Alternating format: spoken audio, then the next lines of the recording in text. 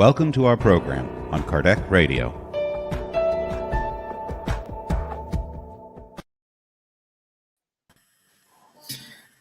Hello, everybody. Today is February 25th, and we are here. So I'd like to go to Charles for his greetings to his fellow brothers and sisters. Bonjour, bonsoir, hello, good morning, good evening, good afternoon, depending on where you are in the world or at which time you will assist this video. Extremely happy to be here again with you to talk a few words about these questions of heaven or hell that we have received in our education, most of us in our countries, and that needs some clarifications to be well understood. So that's the purpose of today. Let's go. Welcome to everyone. Happy to be here. Great. Nadja? Labas vakaras visiems, laba diena. Šiandien turėsime dar vieną pokalbį apie dvasingumą, apie spiritizmą ir nušviesime gyvenimo klausimus. Mūsų tema šiandien bus pragara ir rojus. Pragaras ar rojus. Tikiuosi, kad bus jums naudinga. Hello, everybody. How are you? Good morning, good afternoon, good evening. So I'm very happy as well to return this week and talk about hell and heaven, hell or heaven. And but before I pass on to Elsa, I need to just make an observation, because in the last video we talked about the pineal gland, and I said that pineal gland was the hypophysis, but actually the pineal gland is epiphysis, and hypophysis is the pituitary gland. So they are endocrine gland, close to each other, but they are not the same. So endocrine glands, pineal gland is epiphysis, and pituitary gland is hypophysis. Okay, now Elsa, and I'm sorry, by the way. Okay. Elsa. Thank you, Nadja. Now it is interesting that we are Nadja talking in Lithuanian and Charles in French, and probably I would like to talk in Esperanto, but it's not easy now in front of you. If someone is in Esperanto, We can train that. me havas granda plezuro por vir assistir comigo. And so we are now once again so happy to be together with you all, and ask your blessings that we are trying our best to explain, to talk about themes that are really intriguing in our mind for so many years. Since I was a Catholic, I was learning about the heaven and hell, and my mind was so confused, which is so afraid to go to hell, and doing our best to be a good girl. People said to me, "You are a good girl, you go to heaven." Oh God, I was delighted to listen to that. But now, with so many years, we are here again now talking about heaven or hell. Accordingly, the most important things that we have in our lives, that is this philosophy, the spiritist philosophy that is teaching us how really to deal and understand. So welcome everyone to our beautiful and nice meeting tonight. Thank you. Okay, since everybody's taking their own language, I'll try my poor Irish. So failed there, everybody. So welcome. And I promise I will try to learn the correct pronunciation and a little bit more sentences like this. Okay. So today we will talk on one of the 5 books written by Allan Kardec. Just say this was dictated by the spirits and written by Allan Kardec. This book is talking about a series of philosophy, reason, science. Also in the part 2 of the book, we will have some, let's say, declarations or explanations from the spirits, what they found, how is their current situation, what they did. So it's a rich book. Everyone should read and take your own conclusions.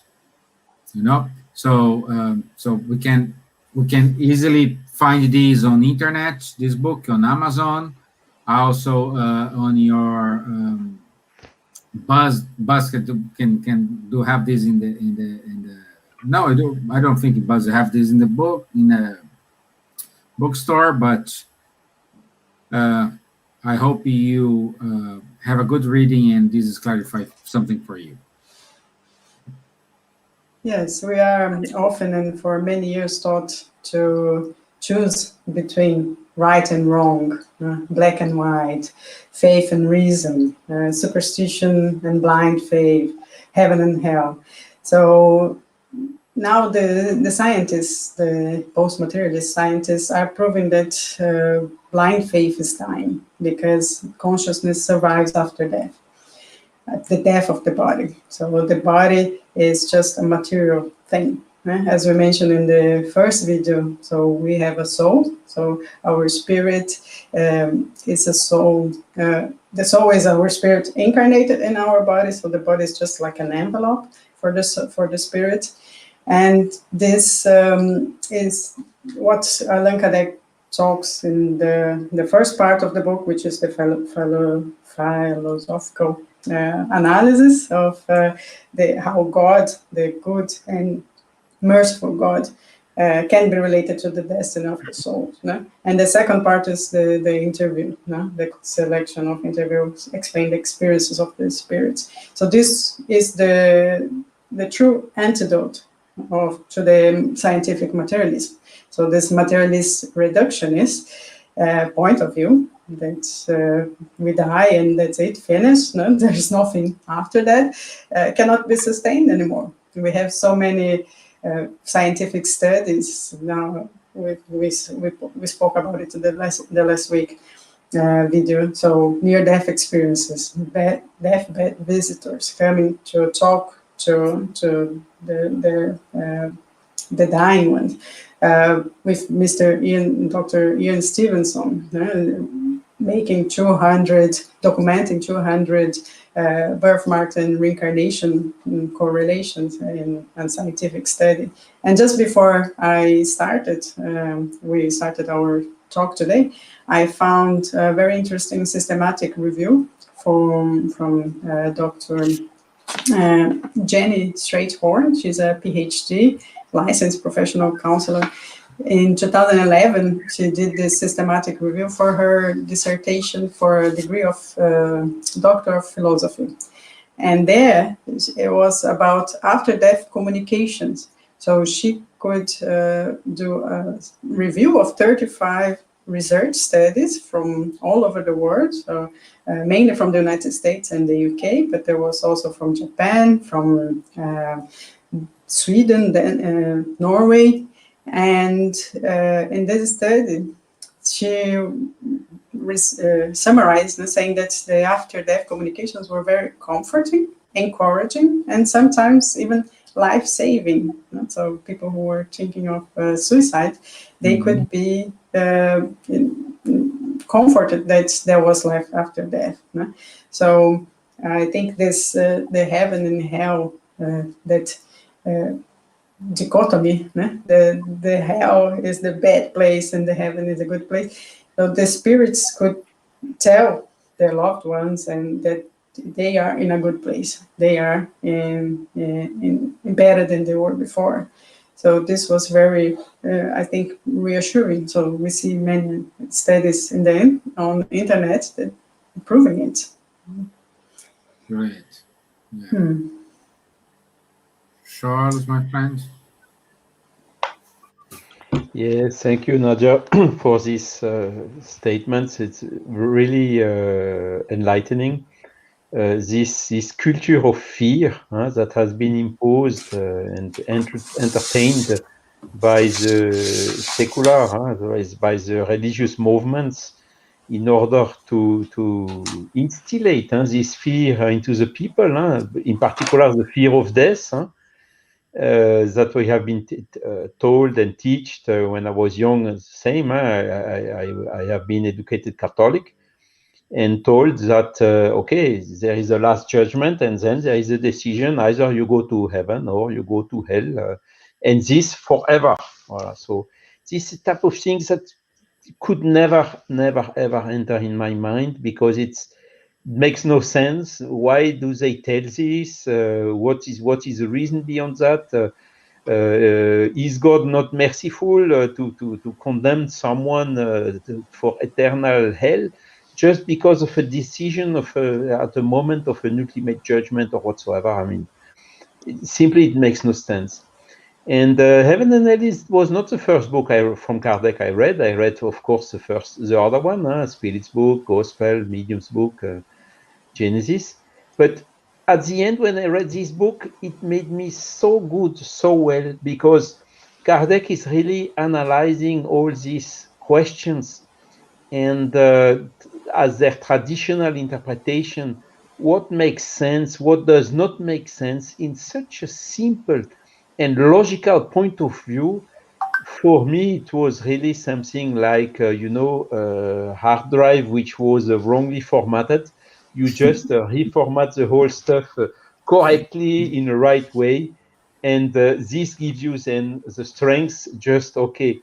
Now I understand really what heaven is. I understand really what hell is. It does not exist as such, and by far not as described. It's just a state of mind. You see, when you look a movie of pictures with war, and the people are saying, "Oh, it's hell here," no? And the other one in a nice place and so on. It's heaven, with a lot of people which are helping, solidarity, fraternity amongst themselves. They say it's a paradise here. You see, and this is exactly what it is about. It's not existing as absolute places. It's just the incarnation of evil, is what we call hell, and the incarnation of good, which is called heaven. And that's as simple as that. And this helped me a lot to how to say, to bring the things back in order in my head after this. Of course, I'm thanking a lot to have received this education when I was young. It was much better than no education at all. But at least on this point of view, it was very hard to believe. And now Kardec, in the first part of this book, put everything clear. And that's exactly, I mean, the first chapter is about fear of death, or fear which is entertained, and fear also about something that we don't know. And we all know that there is 100% probability that everyone, each of us, or later, better later than sooner, maybe, we will have to go to the other side and we will see what it is. So there is nothing more important to study about than what is happening exactly at that moment. And is it really heaven or hell, or that's the point of the day. Thanks. Exactly. Say, Stevan? No, it's you. Yeah, go Okay. ahead. No, I was thinking about it. I don't know if you called me or not. So this short introduction by Nadja, Stevan, Charles, is to warm up our curiosity to discuss this theme today. That's the heaven or hell. So the book is Heaven and Hell. Okay. Our discussion, as pointed by Charles, give us a taste of this life. So our interest is to open a wider horizon and see what is really matters in our eternal lives. As I said before, I was one of the people that used to have to be afraid of death, of hell, because the way that I was listening and studying as a young before First Communion was really terrible. Because if I'm not good, I can go to hell or purgatory, or if I'll be good, go to heaven. And nowadays, these young people, they question a lot. They question a lot. It's not everything that comes and you can adapt in your life. You really use your intelligence as Kardec made this book in two parts, the beautiful part. I like the second part because the second part is bringing to us information regarding Sanson. I don't know if Steve will show the video now or after. No, it's not now. We need to better get more context. Yeah. Okay, so Sanson, the second part of the Spirit's book, are talking about the kind of spirits, happy spirits, suffering spirits, etc. So Kardec was testing each one through a very nice mediums in the meetings there.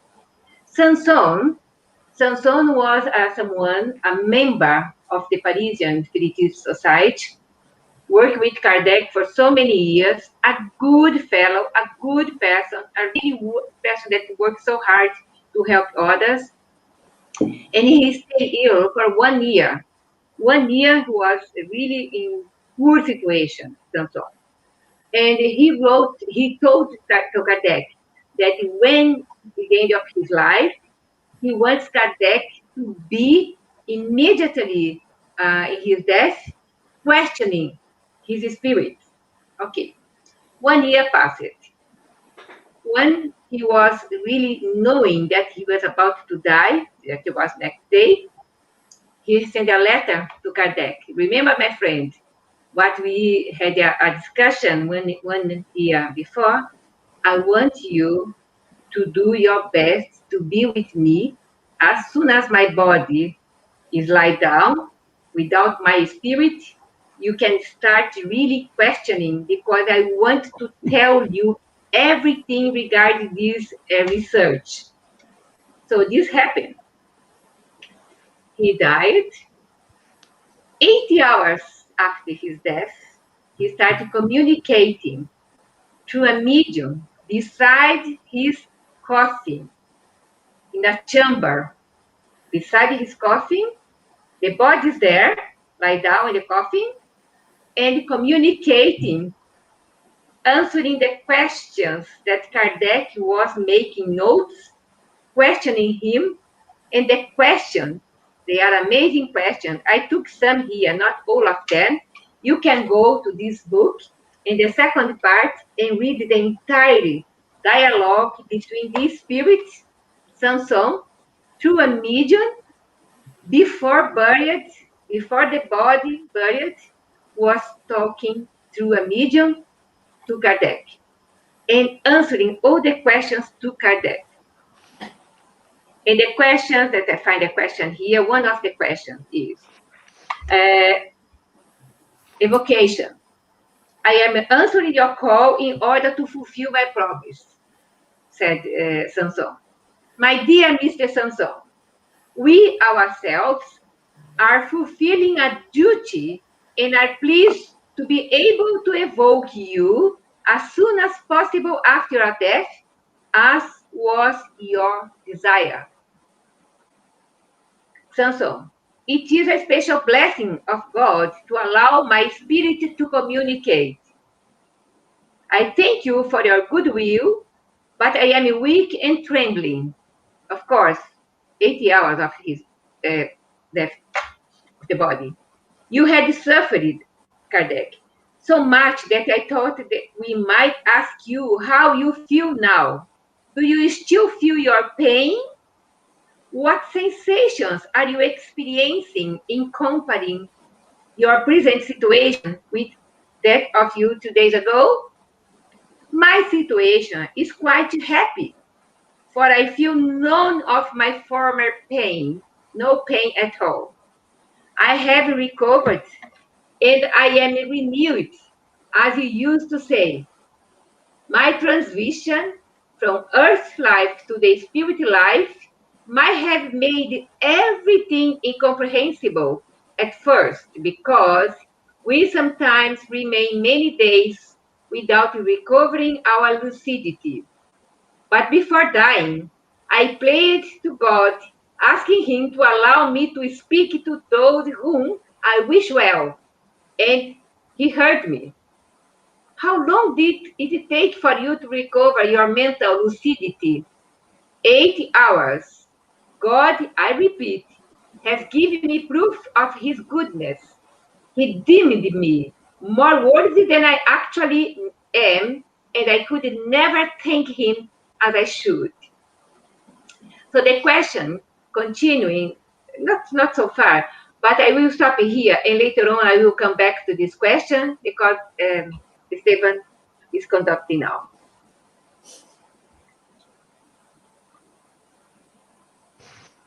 You're muted. Mute, Stevan. I'm mute. Sorry. Yeah, no, it's good. I think we're gonna show the video now, and we can start a conversation. You know, what do you think, guys? Let's go. Let's go. Yes, it's a short video. I think only 3 minutes. Yeah, or 4 minutes. 3 minutes, 2 minutes something. So it's very short.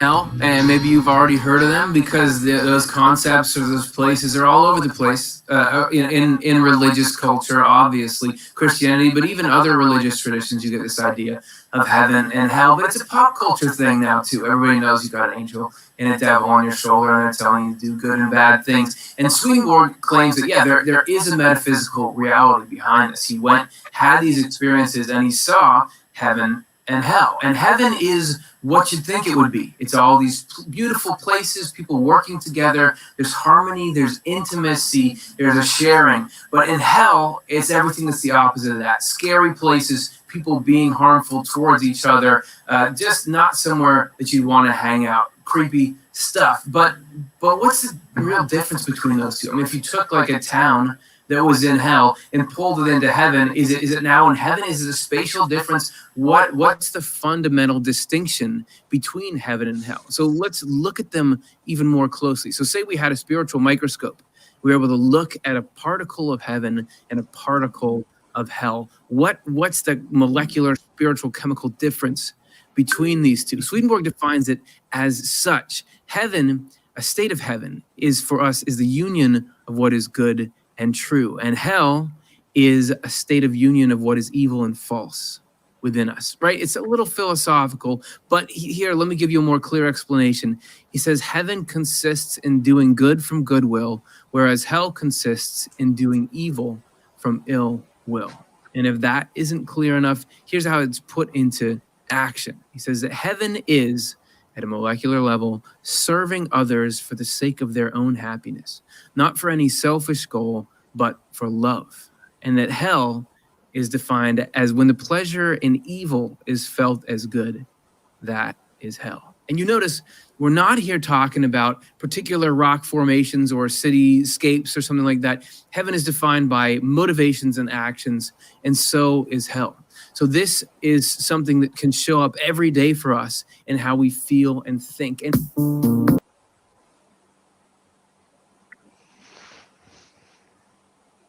Okay. Yeah. Based on this brief explanation about heaven and hell, Charles, as a French researcher, can you say why there are so many conflicts, ideas regarding heaven and hell? What's your thoughts about it? Yes, thank you for this video. Swedenborg was really one of the, front runner for preparing these new ideas that came mostly in Europe after, in France, it was the French Revolution, but there was something equivalent in almost all the countries in Europe, waking up, claiming for more liberty and so on, and really get rid of this oppression, because this notion of eternal hell is something which is an oppression, something to put pressure on the people.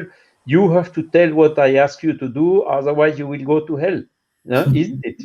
And this is totally exactly what the people got made revolution to get rid of, to really get rid of this heteronomical approach, and to win into autonomous approach, as it was perfectly illustrated in the video, to do good for free will, and without waiting anything in return, this is heaven. And to feel good by doing evil, this is hell. And it's described exactly what that Elsa also illustrated in the case of Samson. Clearly, it's a state of mind. If we have a good conscience or a bad conscience, good conscience will lead us, I would say, to heaven between brackets, and bad conscience will take us to what we call to what is called hell. But thanks God, hell is nothing eternus. It's just up to us to change our state of conscience, to hunt the bad thinking and to replace them by good thinking according to our will, to our forces of our own soul, and we shift from one to the other. And Samson was a good example of a person who did all what he could to help the others. He participated also to the first step of the codification with Kardec, and he even suffered a 1 year agony when he was before he died. So he had a very good conscience, and at the end, you can see just a couple of hours after his death, as Elsa described, he was totally lucid and happy. He free of all the pain who brought him to death. So it's, as you can see, it's a total new way of seeing the things that Swedenborg anticipated very well, and that Kardec clarified even much stronger. Wow. Yeah, and When we just say here, we do have so many people here giving some comments, like Miriam Brazil from the Netherlands. She's saying here, it's very interesting what the spirits talk about their experience on the other side during the incarnation.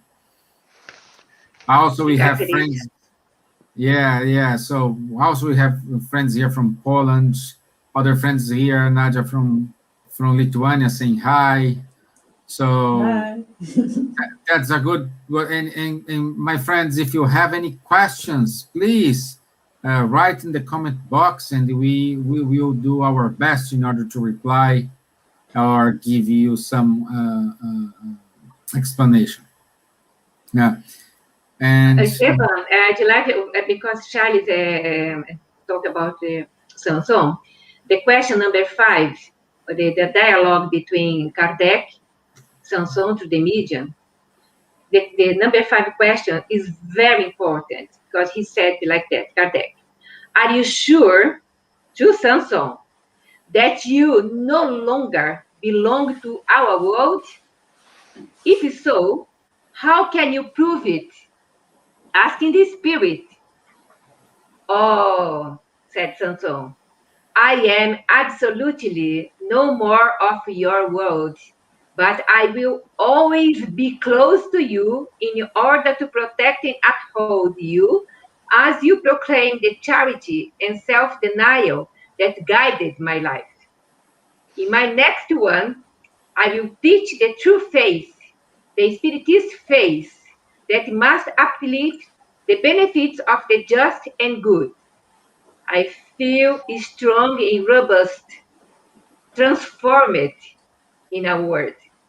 You would no longer recognize me as the old invalid who had to avoid everything, to abandon every pleasure and happiness.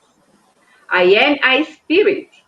My homeland is the expanse of space, and my future is God who radiates throughout the immensity of it all. I would very much like to speak to my children in order to teach them that they always show it themselves ill disposed to believe. So he was a spiritist, believer, worker, preparing his next phase of his existence, of his life, as we should, because if I die tomorrow, I will be the same as I am today. Samson was a good person, a good freedom to teach others, to help others. Was aware about spiritual life. Immediate of his death of physical body, he was aware, totally recovered. And this book shows more spirits in different ways. The one that was totally materialist, did not good in his life, has a slaves, a people that was suffering in his hands, so ambitious person, and he died. Of course, he died after his passed to the other side. He saw spirits against him. He was in hell, and Samson was in heaven. We can say it's a state of mind, for sure. What do you think, people? Nadja, you are very quiet today. No, I'm just letting Elsa say this wonderful interview from Kardec, because that's the proof of life after death, and all those interviews with suicidal spirits. So people who committed suicide, they also talk in these interviews now, and I have to mention not only in the Heaven and Hell book, but in the Spirits magazine. There are many interviews from Kardec with spirits through mediums. For example, in February 1863, he had an interview with a suicidal spirit. So not only good things they tell, but the bad experiences as well. So this proving that depends on us, really. So if we do good, if we volunteer, not only do good for us while we are incarnated, because this good energy, this good vibration that we have while we are incarnated, we now at the moment will reflect after the physical body dies and our spirit lives on. So this is not just for the moment now, but it will take with us until eternity, because we are immortal, we are eternal spirits. And many people, there was in the other video as well that we were talking about a paper, reincarnation and psychology. There was the world values survey showing that a third of the world in the survey believed in life after death and reincarnation. So we have this innate presentiment, independently of our social status or intellectual levels or intelligence levels or degree of development. We all have this presentiment that the future of future life. And this is intuitive, that life is not the end. This happens also in Greece, in Plato, Socrates era, or with the Egyptians, with their gods and their immortality, and knowing that the kings will live forever. Dante Alighieri, he wrote the Divine Comedy, so he tried to describe how was hell, how the purgatory looked like, and how heaven was. So, and this is with us until now. So we depend on us to know what's going to happen after the physical body die. Yeah. And Charles, what do you think? Is heaven and hell a state of mind? Absolutely. That's a good question. It's again there is no one judging us. We are judging us ourselves. It's just a question of state of conscience. There is no Peter who tells you go right and you go left and so on. Nothing like this. It only depends on us, our state, our mindset, and what we have done in our life. If we have at the end of our life good conscience or bad conscience. Elsa showed the good cases, where Samson was somehow in something which is close to what as usually is described as heaven. And Nadja, you told about some other communications which are in this book of person who committed suicide, and they get after the suicide in a place which is more commonly described as hell. And Dante Alighieri was incredibly inspired when he wrote his book, because what he described as being the state in heaven or in hell is very close to what we can get from these descriptions that Kardec compiled in the second part of this book. The first part is about the theory, what makes sense and what doesn't make sense. And the second part is the demonstrations through real cases.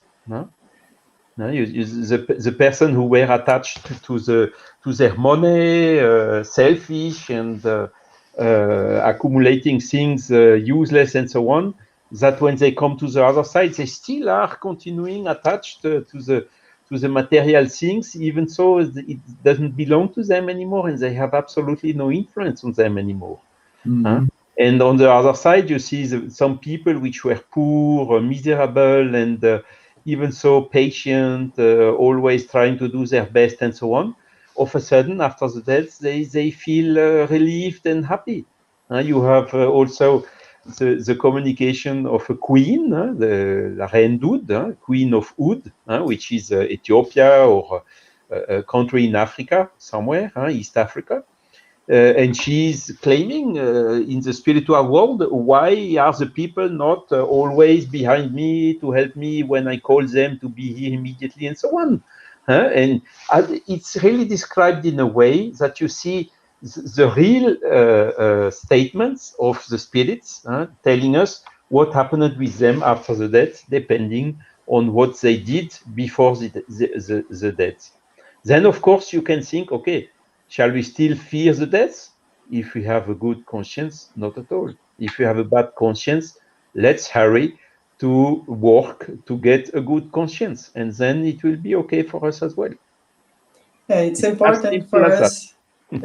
Sorry, I interrupted. But it's important for us to make this revision in our mind. So what we are doing, but in any moment, I think, of our lives. So what are we doing? Is it bringing us joy, making us feel good? Because inside of us, we know what is right and what is wrong, what is good and what is bad. So that feeling of helping the other, or even just volunteering, like I said before. So this is a good feeling inside us. And when we do something not so good, or we say something sometimes not quite right, you have that feeling inside as well. So like, I don't think this is good. I don't think this is correct. So when we do this revision of our actions and of our life, sometimes, and what have I achieved? What have I done good for myself, for the others?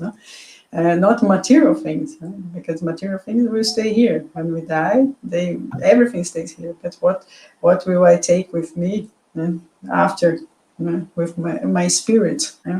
So this is very important. Nadja, just a complement to illustration of what you just told. When you look the near-death experiences, when you listen to them, they all speak about this vision of what they have done good and bad in their life, isn't it? And it's exactly what happens when you come to the real death. You also have this retrospective view of all the good and bad things, and this is then simply how to say the result of your mindset, of your to have the good conscience or the bad conscience, which leads then to the how to say you encounter yourself in a place in affinity with your conscience. Yeah, just in case we don't want a near-death experience, or we don't want to die. So you can now do this revision in your mind and then change it for, so you have reassurance that you go to a better place, not to the hell that is your life, and continuing that hell. Well, There are. I think there's some delay with my internet, so I don't see you starting, Stevan. Sorry, can carry on. No, I was saying that we have seen so far is what we are used to, at least us here on the Eastern world. Um, we call these heteronym.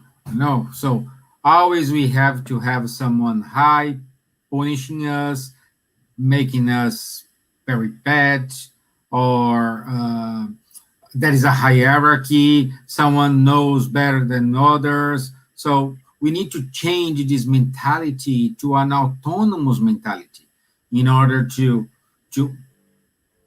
to call the responsibility to ourselves, because we are the responsible for ourselves. So while we are putting our decisions in someone else, we are not taking responsibility of these actions. But Elsa, my dear Elsa, just thinking here, I know this makes sense. What you are saying is kind of we're using here the rationality, but I know there are people asking to themselves, where are our loved ones? Good question. I think most of the people remember when Chico Xavier was receiving letters from mothers. The mothers want to know where their children, okay, where the children were, the state of place where this heaven or hell, where their children. Their children communicate, Mom, I am okay, I am with the grandpa, I am with grandma, etc. Give information from the spiritual worlds where their beloved ones are. So we know, as a spiritist, we have this state of mind, tranquility, that our beloved ones, we pray for them. We don't ask them to help us, because some friends, some relatives, they have less knowledge than me right now regarding spiritual world. People, my father was a very nice pharmacist, helping everyone, the fishermen, etc., the poor. So my father, I am sure my father is in good place, working there, because he's still working. We don't go to heaven doing nothing, or hell burning forever. We in hell burning forever. That is a state of mind. We also can receive help, because our beloved ones, they are there to help the ones that are in lower situation, lower zones, we can say. And we know people that murders, people that commit suicide or other kind of things. They need our prayers. They need someone be there with them. They have their inverted commas guardian angels with no wings, helping them, for them to wake up, to ask for help, because they do nothing. Only when you are aware and ask for help, you will receive your help. So our beloved ones, as part, for my part, I pray for them, for my father, for my grandparents, etc., for them to receive help, or they are helping others. They are okay, I am sure that. But the people that have fighting with each other here, or committing murder, and no one in this world saw or see it. But for God, justice is justice. Everything have a knowledge in spiritual world.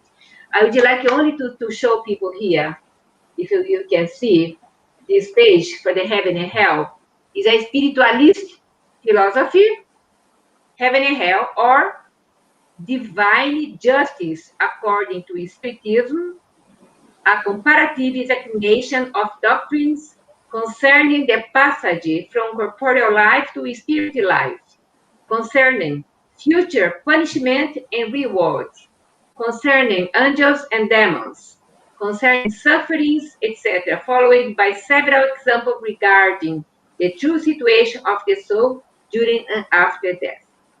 We are missing our beloved ones. For sure we are. We pray for them.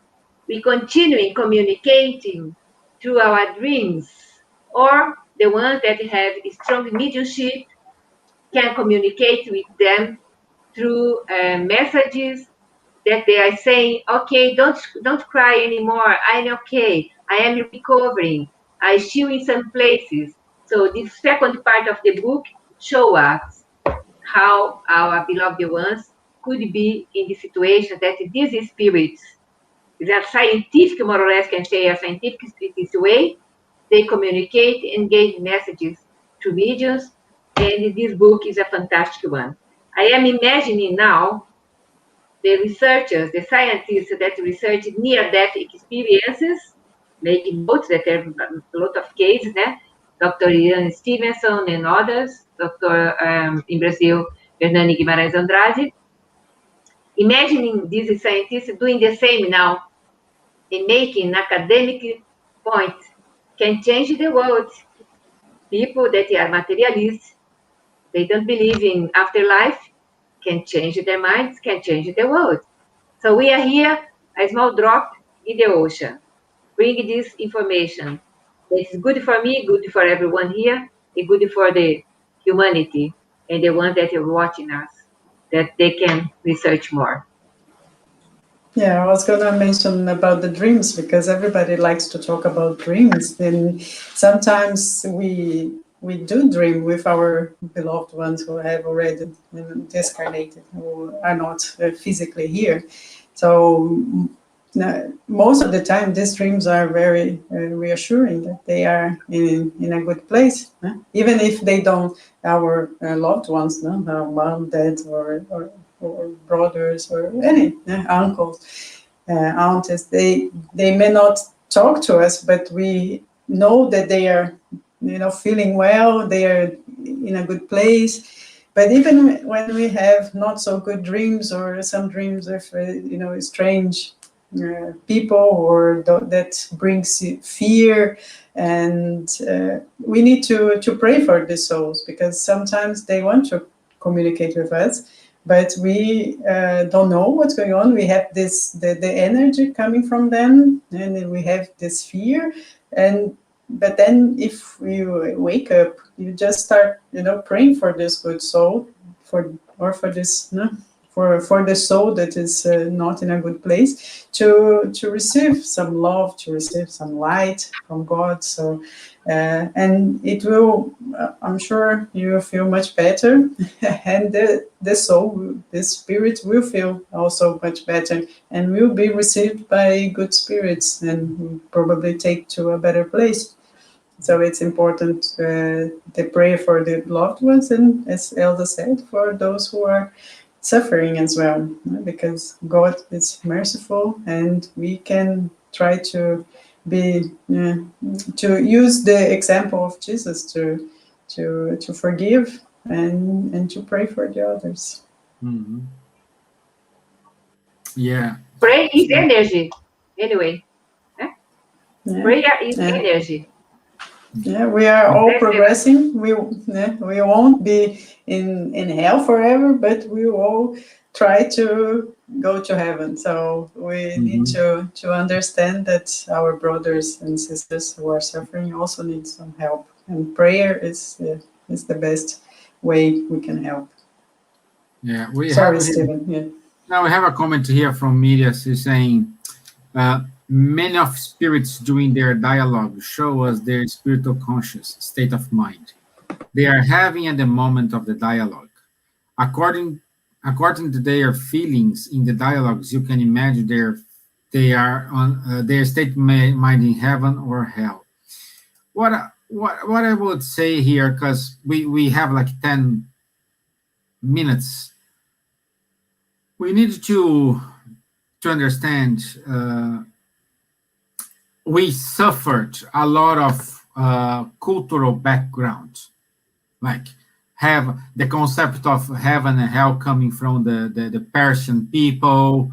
Then we have all these situations in which we have in the history and we end up like with the like Nadja said, the hell from Dante, and this is the close hell everybody have in their mind is something like a suffering.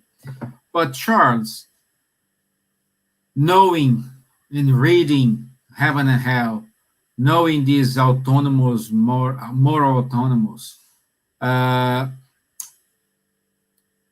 this will change our relationship with that.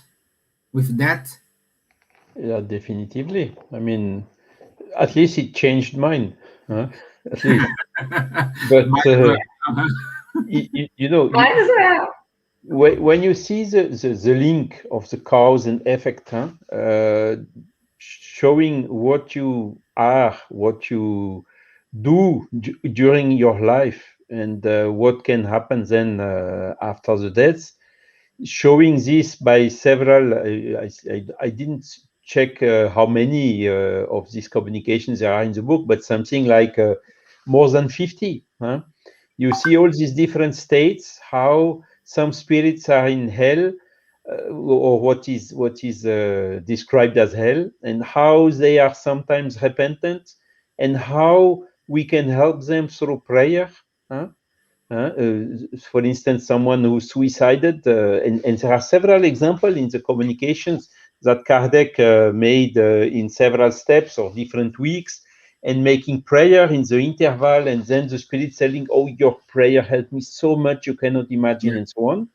It gives you a clear way where to go. And Elsa told about the beloved one. Of course, we have beloved one which were good persons. That's no concern for us. They are helping us more than we are helping them. Huh? But sometimes we have beloved one which were not so good persons, or who died in difficult conditions. And then we have to help them.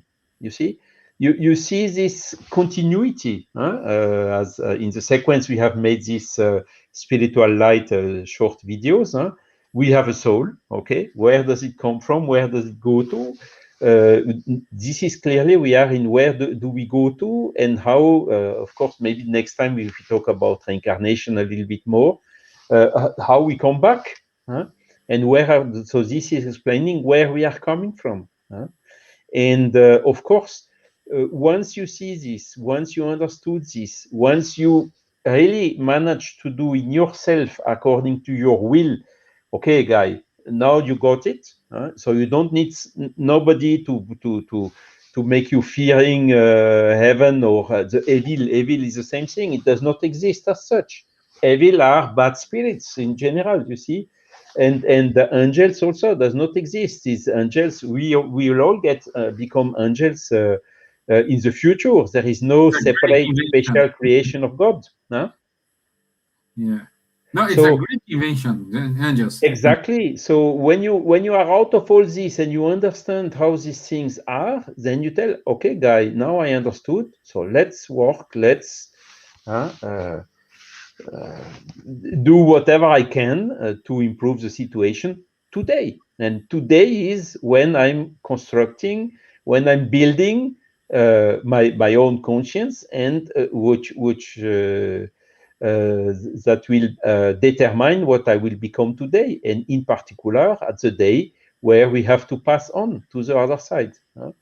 And so this is clearly, this book, Heaven and Hell, is really, I would say, the strongest motivator for anyone to do, okay, guy, now if you really understood this, then you get 10 times more strength to fight against the bad thoughts, against the bad habits, and so on, and to replace them little by little, but surely, by good habits and good things and good thoughts. And because you know where this will lead you to, and if you really aim to be happy one day, that's the way which leads directly to it. Very simple. Thank you, Charles. So we are on our last 5 minutes. In order to wrap up here, I'd like to finalize my wrap up here with a sentence from from Kardec in the chapter 2 of the Heaven and Hell, and where it says, like, man, whatever the scale of his social position, has the innate feeling of the future, tells him the intuition that death is not the last phase of existence, and that those who lost we regret are not irreversible lost. In other words, we are immortal. We are eternal spirits. Anyone of you wants to give your final comments or wrap-up message? I only say that we are the queen and king of our own life. Our conscience will live forever. Our soul has our conscience. The body is like that in front of the eternity. So we have to be aware that you have many existences. Our life is eternal, as Stevan said. And we have many planets, many galaxies.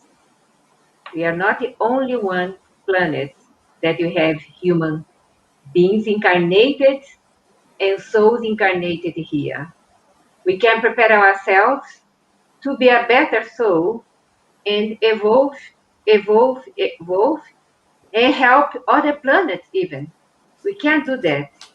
We can help ourselves here now, our foot grounded, in order to really see our soul as sons and daughters of God, the Creator, God, the Father, Mother, God, because this energy that He creates incessantly, and we are here now.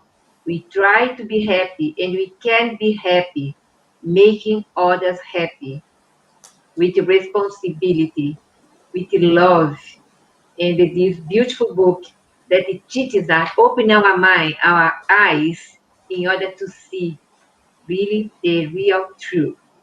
So, thank you very much, everyone, for being with us. Thank you very much. See you next week.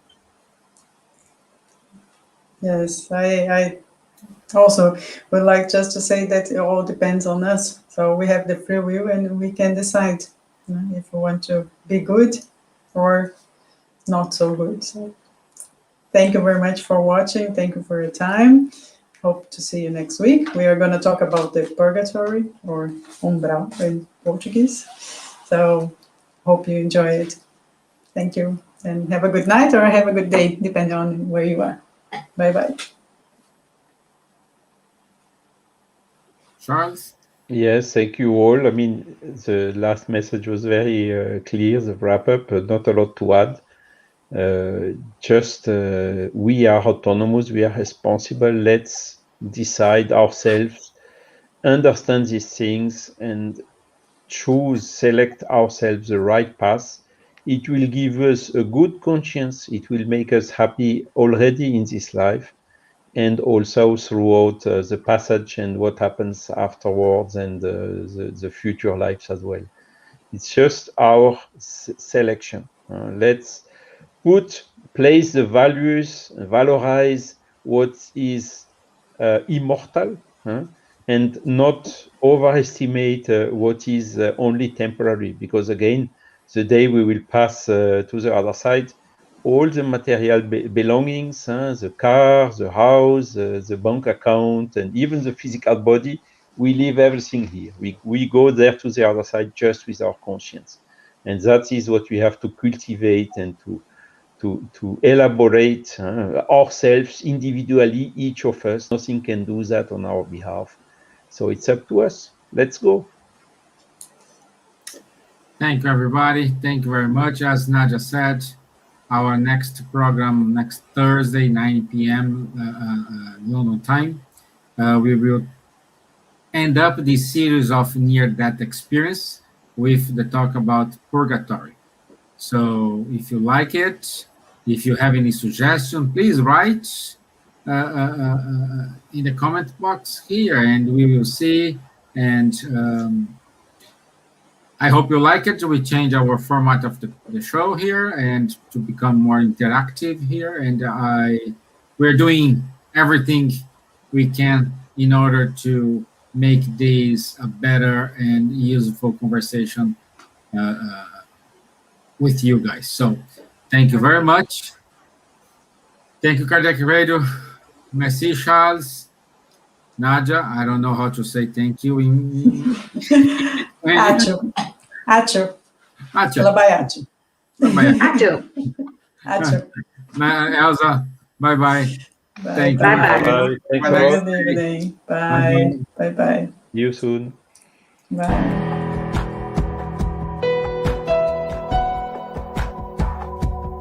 We hope you have enjoyed our program. Spread the word, Kardec Radio, to learn more about Spiritism.